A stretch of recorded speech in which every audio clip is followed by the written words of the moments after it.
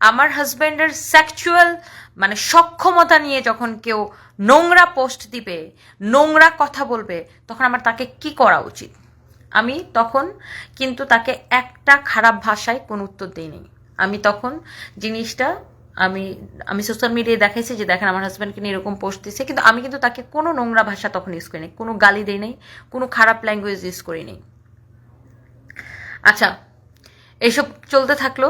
তার মধ্যে কি হলো, তিনি হয়েছে তার পোস্টটা ডিলিট করে দিলেন। কিন্তু তিনি পোস্ট ডিলিট করছে, কিন্তু তিনি কিন্তু অফিসিয়ালি কোনো সরি বলেন নাই। আমার হাজব্যান্ড আজকে বেঁচে নাই, আল্লাহ এটার মানে বিচার অবশ্যই করবে। আজকে আমার হাজব্যান্ড বেঁচে নাই। আমার হাজব্যান্ডের মতো এইরকম একজন এইরকম একটা ভদ্র মানুষ, মানে আমার হাজব্যান্ড, আপনারা কেউ বলতে পারবেন, এখন 26,000 মানুষ দেখতেছেন, কোনোদিন আমার হাজব্যান্ড কোনো একটা মানুষকে রেগে যে কথা বলছে, কোনোদিন খারাপ কথা বলছে, কোনোদিন কারোর এই যে মানুষ এত কথা বলতো বুড়া, কত নোংরা নোংরা কথা বলতো আমার হাজব্যান্ডকে, কোনোদিন শুনছেন আমার হাজব্যান্ড কারোর নিয়ে খারাপ কথা বলছে?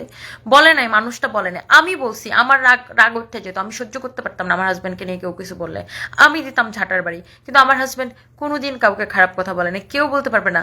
শুধু ক্যামেরাই কেন, বাস্তব জীবনেও যত মানুষ আমার হাজব্যান্ডের সাথে দেখা হয়েছে, আমার হাজব্যান্ড কোনোদিন কারোর সাথে হাসি মুখ ছাড়া কথা বলতো না। সেই মানুষটাকে নিয়ে এইরকম একটা নোংরা পোস্ট দিছে। হ্যাঁ, তারপরে নোংরা পোস্ট দেওয়ার পরে সেই তার একটা মানে আমার হাজব্যান্ডকে একটা সরি পর্যন্ত বলে নাই।